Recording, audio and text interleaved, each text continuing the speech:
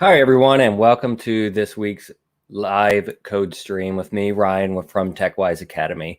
Welcome, everyone. Today, we are going to be talking about conditionals and loops in Scratch, in the Scratch programming languages. So these are really powerful tools that allow us to make our code smarter than it otherwise would be. And so we'll talk about how that works in just a moment. But like we do every week, we're going to start this week with reviewing another bit of code that we have from Scratch. So I'm going to pull this project up, and I actually have a couple things going on this other screen, but there we go. So we have this Scratch project, and this is one that we created a few years ago for Valentine's Day. So I'm going to go back to the project page, but I want to make sure that I can share this with you inside of the comments so that you can view it as well. So let me move a few things around. I know that's my fault for not having that ready, but here's the link to the project that we are reviewing today. Okay, so this project is one we created, like I said, for Valentine's Day, and it basically allows us, and we created this character and this really cool Cupid character that could fire arrows across the screen. So I'm going to play that. You can try it on your end to see what you think about it. And so essentially, we have these. We have our Cupid with the ability to come up and down the screen, and arrows are going to come, or hearts are going to come up, and we get to shoot the hearts.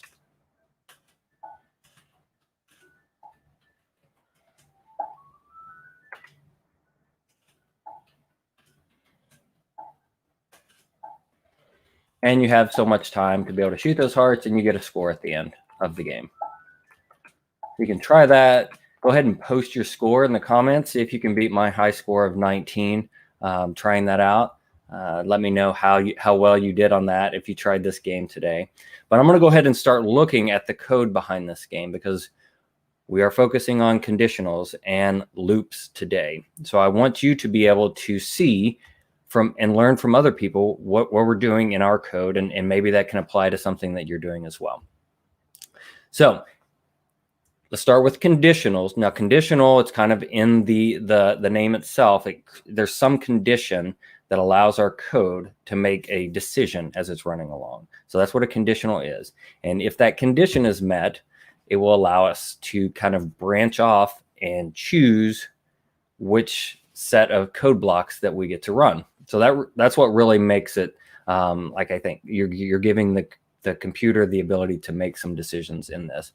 So whenever you see these if statements, those are one of the big conditionals that we're all used to seeing if you've programmed it all before. Anytime you see if else, those are all conditional statements. And we'll talk about a few more once we open up our own project in just a moment. But that's one that I see, at least on the heart sprite within my project. I'm going to flip over to the Cupid, and it looks like I've got several ifs as well inside of this. So most of these if statements look like they're controlling movement for the Cupid character. So if it looks like I've got a bool variable, if it can move, then create a clone of the arrow and then wait. So there's sort of a cooldown that we have when we're launching arrows across the screen, so that you can't just continuously fire those. So that's what we've got going on, and looks like all of the movement blocks that we have set up. I think we have a WASD and the arrows. We also have when the game is over, if the current score is greater than our high score, like all-time high score, then we're going to set the all-time high score to our current score. So that's something else. At the end of the game, we've set up that condition that if you've beat the high score, then it's going to be saved. Scratch has these things called cloud variables, and it allows you to save a variable across everyone playing your game if you'd like to do that. And that's how we created this high score for our game. See another conditional. Well, it's kind of It's a combination of a conditional and a loop. This is a repeat until. So we're going to repeat, which is a loop, until this condition is met. And so that we've kind of smashed both of those, the conditionals and the loops, together into one useful tool there. Also have a few loops in my code, some forever loops, and we'll talk about the dangers of using forever loops in just a moment, because it can cause your code to be a little wonky sometimes. So I want to make sure that we're careful when we implement those. They can be useful, but I want to make sure we're careful. And another forever loop over here. The arrows have a forever loop as well, and a conditional statement. And there we go. So that's a few of the loops and conditionals that I used actually in our code block. If you want to go ahead and open up your own Scratch project so that we can start working on some for your own project. I'm going to create a new project from here. You're welcome to save or remix our Valentine's Day game. If you want to make it and change it to something different, feel free to do so, and leave a link to it, or send us a link, and we'll review yours and see if we can feature it on one of the live streams coming up. Okay, so we're setting here with our Scratch cat. I'm going to go ahead and talk about conditionals first. So conditionals allow us to, or gives our code the ability to make decisions. So what I mean by that is typically when we're giving code to our character, and that's all that coding or programming is. We're giving instructions to a character, to a robot, to the computer. It's going to run our code from top to bottom, and it's going to do every command that we drag over, and it's going to do it in order. And if, you know, it just does that over as many times as we want it to, but it will just go top to bottom. Conditionals allow our code to start making decisions based on what's happening around them. So for robots and robotics programming, if something else happens, if our sensor has detected something around us, or if we've bumped into the wall, we can do something different when that happens. Same thing in Scratch. We can detect if something happens, allow our code to make changes. So all of these blocks that we're going to be talking about today and using are in the control area of our Scratch environment.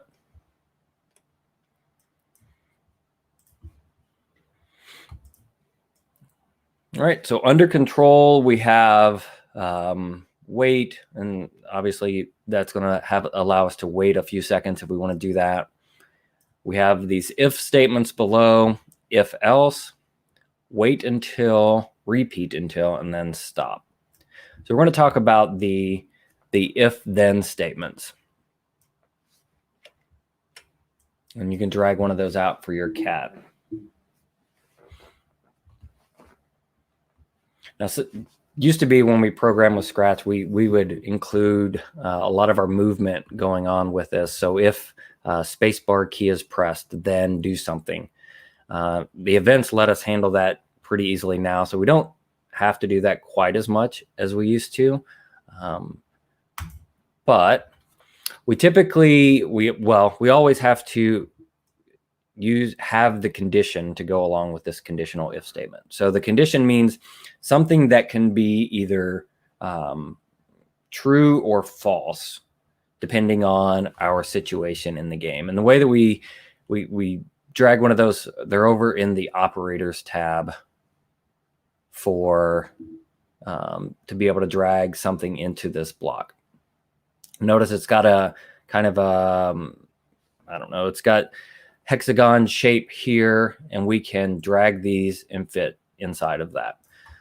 So if this condition is always true, then our cat is going to run whatever code is inside of it.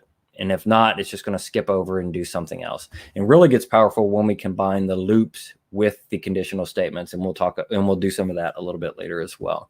But I'm going to go ahead and I'm going to set an event when flag is clicked at the very top. So events when flag is clicked on top of my conditional. I'm going to say if I'm going to use the sensing blocks touching mouse pointer then I'm going to make my cat play sound meow until done. Now this is actually never going to be true. And can anybody tell me why this is never going to be true? Look at my code here and think about if I would ever be touching the mouse pointer when this happens. If anybody has any ideas about that, I'm going to add a few more things inside of here, but tell me why this would never happen in my code. I'm going to add something else, make my cat maybe turn around a little bit while they're going.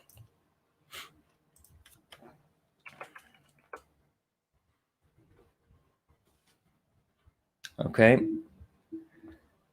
And that's okay. This is one that I see students make a lot. The mistake that I see students make a lot. Sometimes I make it if I'm rushing through something, trying to make this go. But so when flag is clicked, I'm going to check if I'm touching the mouse pointer. If I'm clicking the flag with my mouse pointer, is it ever? Yes, exactly right. I'm not touching the cat with my mouse when I'm clicking the flag. So when I'm clicking the flag at the top, this runs one time and says, am I touching the mouse pointer? And I'm never going to be touching it at the same time that I'm touching the green flag at the top. So yes, exactly. We are not touching both of those at the same time. And so it's never going to run. So this is where we would pair this in something like a,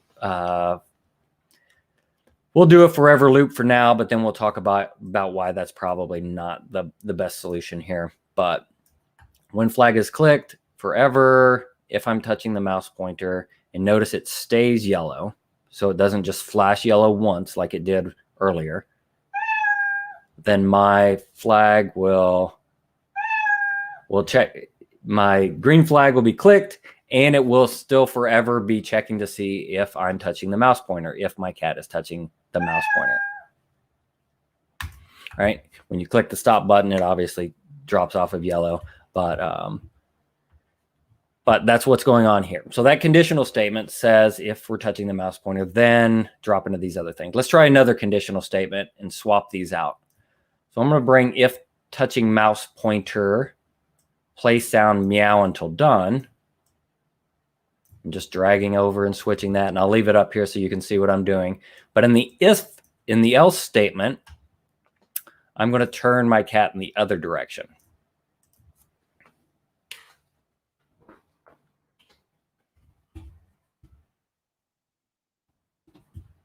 Okay, so now I'm going to click the flag. And now my cat is turning, and they're turning because in this forever loop, this part is not true. It's not touching the mouse pointer, so I'm not playing the sound. But this part is saying, well, if this isn't true, then do whatever's inside of here. So if I hover my mouse over, and it's going to get annoying, it's going to start playing what's inside of the top if statement. And it's going to start turning the other direction, which is the way I've programmed it here.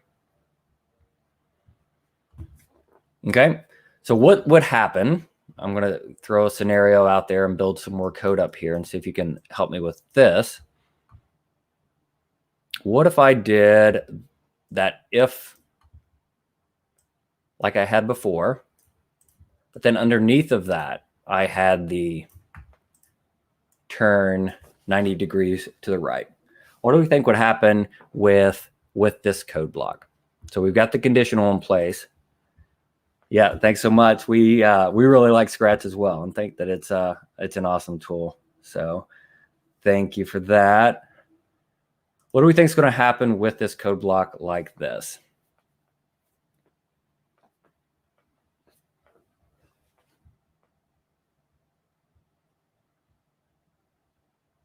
And I can maybe start it and see if we're going to figure out what's going on. So we're still turning like we were last time. Remember, inside the else statement, we were turning.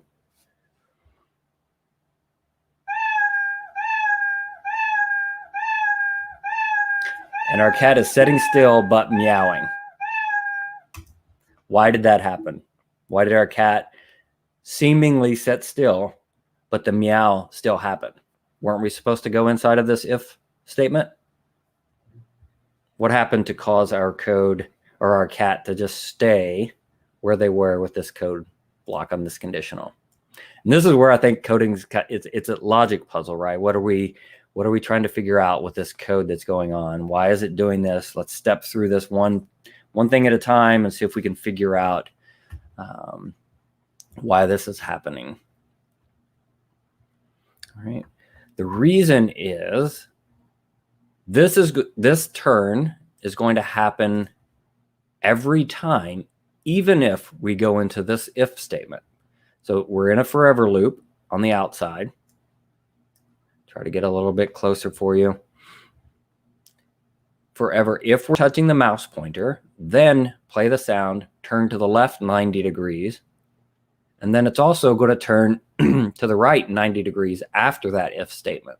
So whatever comes after the conditional statement is going to be run no matter what. And so what happens is we run this, all of this code in the if statement, then we run this, and then we jump back up to the top of the if and do it all over again. So if we change this number of degrees that we're turning here, you can see it a little bit easier. Maybe change this to turning right to the 10 degrees. So it looked like we should turn to the left like 80 degrees, not quite 90 degrees this time, because we're turning to the left 90 and then back 10 whenever we. So our cat is still turning to the left, making the noises, and not quite looking like it's just sitting there like we were earlier. So that's what's happening there. So when you're doing conditionals, you have to think, do I want the code underneath of it to always run underneath of the if statement? Or do I want it to only run if this thing isn't true? Because otherwise, this turn 10 degrees is going to be run every time right after this if statement. But if we put it inside of the else, then it won't. So the if else allows us to make two separate, like think of it as two separate roads, and you get on one and you don't worry about the other one at all. The if with something after it is like a road that just kind of like loops around and meets up to this main road that's going to run everything anyway, right? And so think of it that way when you're creating code. Do I want this to happen no matter what? Meet up to the main road and do whatever it wants it to do no matter what? Or do I want to have two separate ways and stay as far apart as I can whenever I run those? So that's what you have to think about when you're creating these conditional statements. Let's jump into loops a little bit, and then we'll talk about the combination of those. So we have this loop in ours right now. It's a forever loop. We also have the repeat block over in control. And so who can tell me the difference between the repeat block and the forever loop while I'm trying to line some of these up? Does anybody have any idea what's different about those two types of blocks?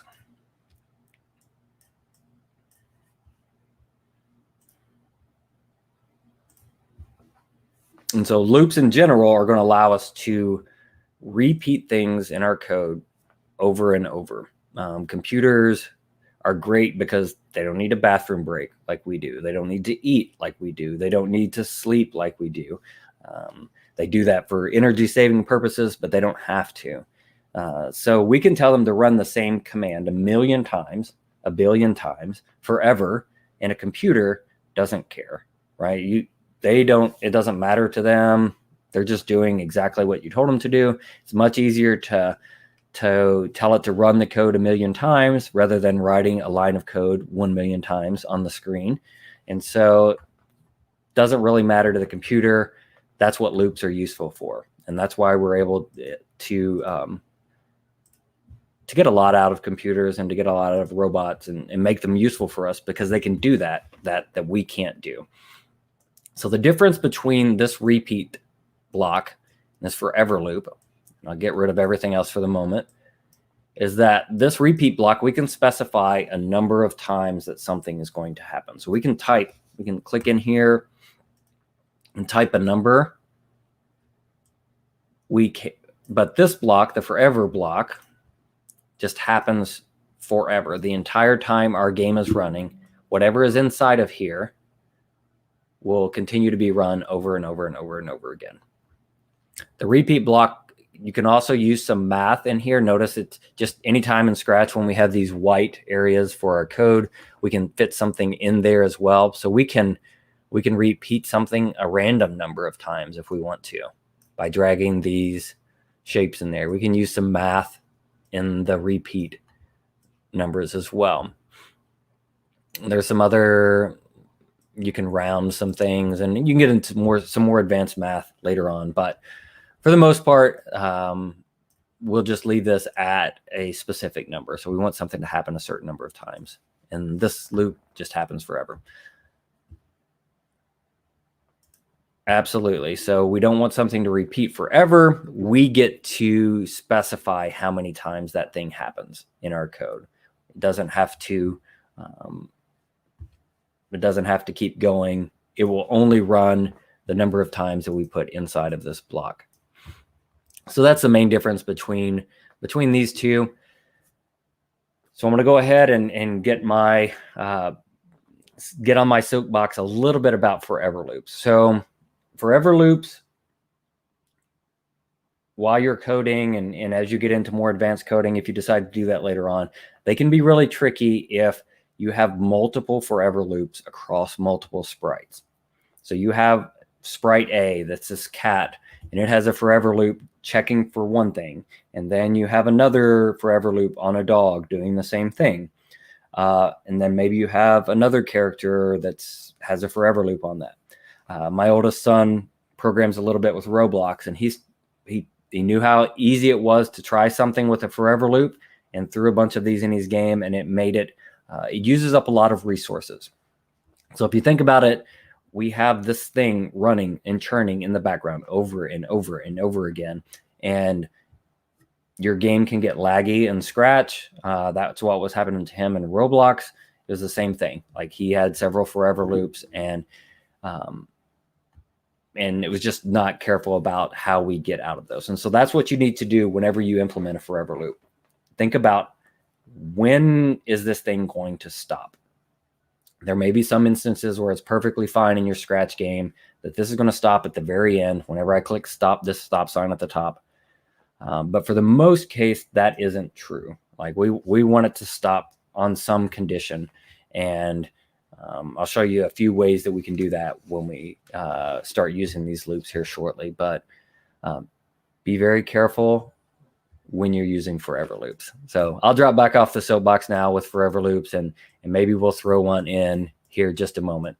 For one sprite, it's not a big deal to have a forever loop on it. And so I'm going to want to bring a few over, and you can do this as well if you'd like. I want to bring a repeat 10. I'm going to put a motion to move 10 steps. And then I'm going to click the flag. And so my character is going to move 10 steps 10 times. So how many total steps did our character move if it was repeated 10 times in this instance? I'm going to try to turn my character back around while you guys think about that for a moment. How many times did my character move, or how many steps did my character move with the steps above, or with this repeat block that we have above? Change of background while we're thinking about that.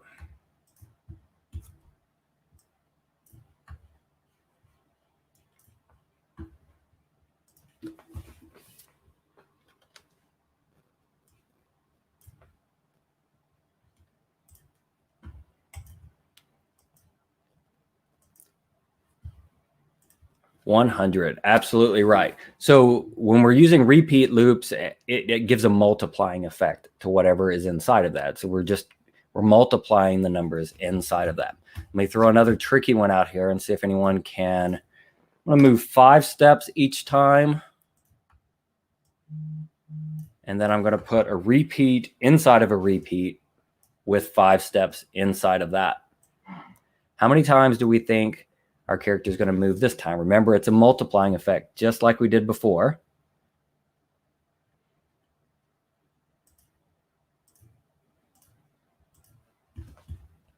And this time we have a repeat with 10, with a repeat in 5 inside of that, with 5 steps inside of that.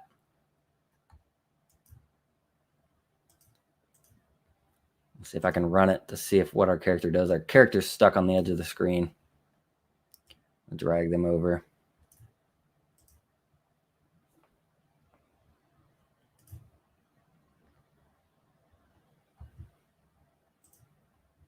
Almost, not quite 500 this time, and it may be because I changed this steps block.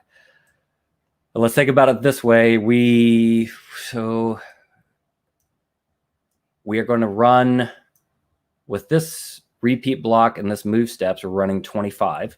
We're moving 25 steps, and that is inside of something that repeats 10 times. So not quite 500. It would have been if I left the steps where they were originally, and maybe you didn't see that change as I went along. It's going to be 250 steps for this particular case. So we have a multiplying effect with repeats inside of repeats. Yep, absolutely. You saw it, and you got it. 250 is the right answer on that. Nice work.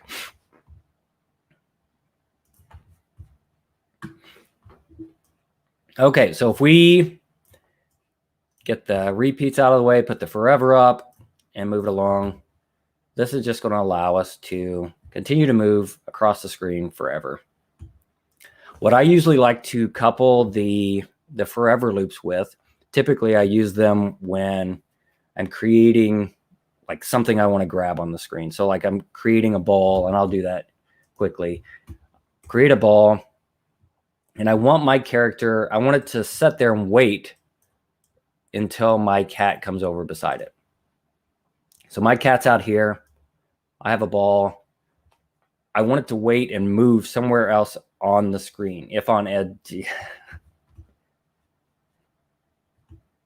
Yep, absolutely. I could make my character bounce if they touch the edge of the screen instead of just hovering over to the edge. You're absolutely right on that. That's combining the conditional with a loop as well. So absolutely, we can make our character bounce around if they're touching the edge, and that's a great feature that we've got built into Scratch. So typically when I'll use these repeat loops would be something like this ball. So I'm going to bring over an event, when flag is clicked, control, forever loop. And then the very first line that I like to put inside of the forever loop is this wait until. So this is kind of the best of both worlds, right? I have something that's going to continue to go my entire game. I don't have to worry about when it's going to stop. Like as long as my game is running, this forever loop is running. But at the very top line, when it drops into the forever loop, there's a wait. And so it's just sitting there waiting until something happens. So I like to couple this with a sensing that says like touching sprite 1. So for the ball, I have a forever loop. I'm going to wait until I'm touching sprite 1. Then I'm going to do whatever is underneath of that. So I usually like to do the go to random position. So if my cat can, when flag is clicked, if I move my cat over to the ball, let's see if it will let me keep. It will move every time my cat is touching it. But it's got a forever loop combined with this conditional statement that says wait until this thing happens and then go on. So really, like it's all highlighted, but what's happening here is as soon as the green flag is clicked, this forever loop starts, and then this wait until basically puts the brakes on everything and says, hey, you're not doing anything else. I'm not even continuing this loop that I'm in until this thing happens right here, until I'm touching the sprite. And if that happens, then I will go to a random position. I'm going to let the loop continue. It's going to come back up to the top, drop back here, and hit the brakes again. We're stopping again until that thing happens. So this is the combination of a loop with a conditional that makes it pretty powerful. You get that as well with this repeat until. Like if you're trying to make something happen a certain number of times, maybe let's make our ball do something different. Let's make it flash colors until it's touched by the sprite. So I'm going to make this ball continue to change colors until it is touched by the sprite with this repeat until. So I'm going to drag another when flag is clicked over here. You can have multiple when flag is clicked for each sprite. When flag is clicked, control repeat until. Let's repeat until it's in sensing. I'm touching. I'll leave it to the mouse pointer until it's touching the mouse pointer. That way I can kind of control that a little bit easier than bringing my cat over. I'm going to repeat until touching the mouse pointer. And I want to go to looks and next costume. So for the ball has multiple costumes. And each of those costumes is basically just a different color of the ball itself. And so you can see it's going to continue to change through those. And somebody can tell me, yep, you can duplicate the wait until if you wanted to. You could have it very similar to that. But why did it stop there? What happened within my code that caused it to stop on green and not continue to change color when I move my mouse away from it? Because right now, it's still working for my cat, still moving to the random position, but it's not changing color. Why is that? Does anybody have any ideas on why that might not be happening anymore?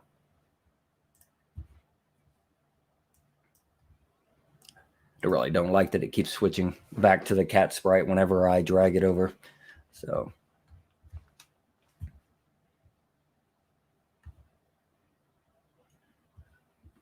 I want to add really quickly while you may be thinking about that one, some movement for my cat, just so that I can make my cat move with the keyboard and make it a little bit easier.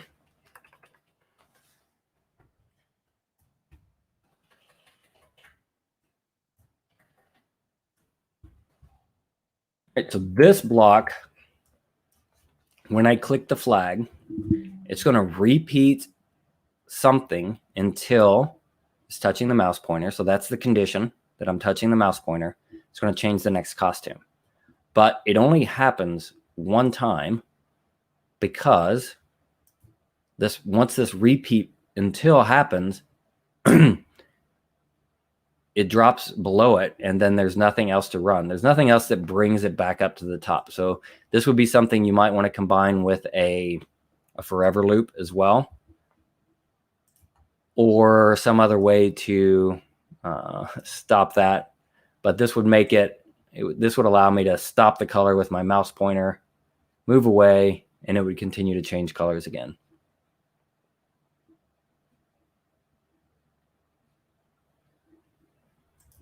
All right, so both of these tools, the conditionals and the loops, really give us a lot more power over what we're doing in our programming environment. It lets the code become smarter, lets the code start to make some decisions a little bit, and it allows us to repeat things over and over again with that. So we're going to go ahead and I'm going to share with you guys our YouTube link. If you have Scratch projects that you'd like us to showcase, please send those to us. Here's the link to our video on how to do that. But what we're going to do next month, and the month of May, the entire month of May, we're going to use a tool called Make Code. So I want to talk that up for just a moment. Unless you guys have any questions at all on loops or conditionals, repeat loops or conditionals. You can put those questions in there. I'll try to answer those as I can. I'm going to bring up another tab with make code. So this is what we're going to be using all next month. This is very similar to Scratch. We're going to create some projects in make code. And make code is a tool created by Microsoft. It allows us to quickly make arcade style games. So there's a lot of things built in for it already that allow us to take and be able to create some backgrounds and scenes. And we're going to go through an entire Galaga space shooter type game next Thursday at 3 p.m. Make sure to subscribe and click the link to the notifications if you want to get notified about next week's live stream. But we're going to create this arcade style shooter game. It doesn't take very long in Microsoft Make Code. And the thing that this tool lets us do that Scratch isn't as good at is that we can create pixel art a lot better, and it gives our games a little bit more dimension when you are creating the characters for your game, as opposed to Scratch. It makes it Scratch is a little bit more difficult to edit the characters. You have to change the costumes, and it takes a little bit more time. You can do it. I know, I'm sure some of you are much better at that than I am as far as editing characters in Scratch. But Make Code lets us go ahead and we can create just like this and start painting characters right away. Really simple to do something like that. Maybe I'm creating some kind of Sonic the Hedgehog looking character. This is what we're going to be using the entire month of May. We're going to be using Microsoft Make Code. So be sure to join in for that. And yeah. Any other questions about loops or conditionals before we jump off today? Thank you guys so much for joining in this afternoon. I really would like to see some of your work as well. So check out that link and share your Scratch projects with me. And I will be sure to showcase those on one of the future live streams. All right. If there is nothing else, we are going to jump off today. Thank you guys again so much for joining. We'll see you next week. Bye.